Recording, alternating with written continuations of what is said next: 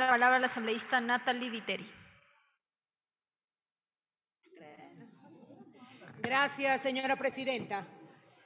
Las cifras que hemos escuchado hoy de parte de las personas que comparecieron, miedosos algunos, tratando de llamar nuestra atención otros, según ellos, para decir que lo que traían era cierto o importante, nos deja a todos un sinsabor porque, como ya lo han mencionado otros colegas, efectivamente ninguno estaba de acuerdo con otro y todos vivían en un mundo paralelo, tan así que parecía que ni los hospitales del Ministerio de Salud Pública ni los del IES les faltaba nada.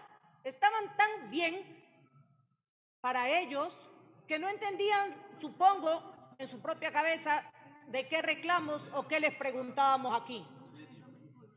Pero el contralor que vino después habló en los casos de emergencia, en los casos de contratación pública, habló de 678 recomendaciones hechas, 327 al Ministerio de Salud, 351 al IES, de los informes con responsabilidad penal, con responsabilidad administrativa, que tenían autoridades que manejaban el Sistema Nacional de Salud. Increíble que no viniera la ministra, vino el ministro Cueva, pese a que renunció antes que ella, a dar sus explicaciones y pese a que era también uno de los más criticados porque se guardaba el dinero para no sabemos qué, pero tampoco no vino la ministra de Salud. ¿Qué iba a venir? ¿Qué cara iba a poner aquí? ¿Qué nos iba a decir además? No hay ninguna emergencia, no sé de qué emergencia hablan los doctores, tal vez nos repetía eso aquí, hasta que después que el presidente le dijo ahora en las manifestaciones que declare el estado de emergencia, entonces ahí sí ella dijo, hay que declarar el estado de emergencia, como que ahí recién se dio cuenta o se lo contaron. Y claro que no sabía nada de la cartera de Estado que manejaba, porque en las comparecencias que hizo en la Comisión de Transparencia, Participación Ciudadana y Control Social, cuando se le preguntó sobre el estado de emergencia declarado por ella mediante acuerdo ministerial, no tenía ni idea de por qué del 100% de las contrataciones había un porcentaje tan bajo. Y dio unas explicaciones tan absurdas en materia de contratación pública, sabiendo que esas eran una de las preguntas que tuve que a ella y a sus asesores que se le acercaban corriendo a cada rato a ver qué le decían y no le decían nada, tuve que vergonzosamente leerles y explicarles lo que dicen los artículos de la Ley de Contratación Pública en los estados de emergencia y cómo ella había dejado caer, porque eso fue lo que hizo, dejó caer más de 80 y pico procesos de contratación pública en emergencia para las enfermedades catastróficas, huérfanas o raras, y para el COVID y para otras enfermedades en general. Cuando le expliqué, dijo, a mí me dijeron otra cosa. ¡Qué vergüenza para una ministra de Estado! Por eso no está aquí. ¿Qué va a venir? ¿Qué tiene que decir? Nada. Pero tampoco es solo culpa de ella, porque los ministros no hacen lo que el presidente no les permite.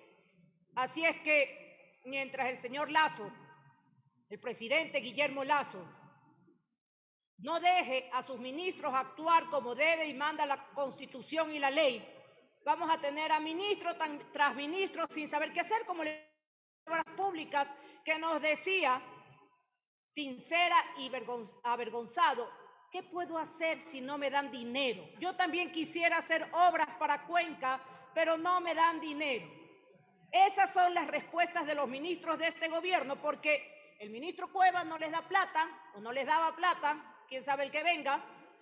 La ministra de Salud creía que no había emergencia y que todo estaba bien en medicinas. Decía, ya estamos cumpliendo con todas las medicinas que se necesitan. No sé medicinas para qué, o si eran placebos, y por eso ella creía que estaba con todo en el 100%, pero las personas con enfermedades raras, catastróficas, huérfanas, siguen rogando, pidiendo, haciendo rifas, vendiendo tortas, pidiendo en redes sociales para sacar a sus hijos del país, porque en los mismos hospitales les dicen, mejor vea cómo se lo lleva afuera porque aquí no va a poder. Y no porque no haya un profesional que le pueda operar en un hospital público, no, sino porque ni siquiera le dicen que existe el personal ahí o que está el profesional. Lo tuve que averiguar yo con una llamada. Y cuando se los dije, no sabían qué responder. Pero así andan los niños de un lado a otro tratando de buscar una solución. Los de AME, los de fibrosis pulmonar.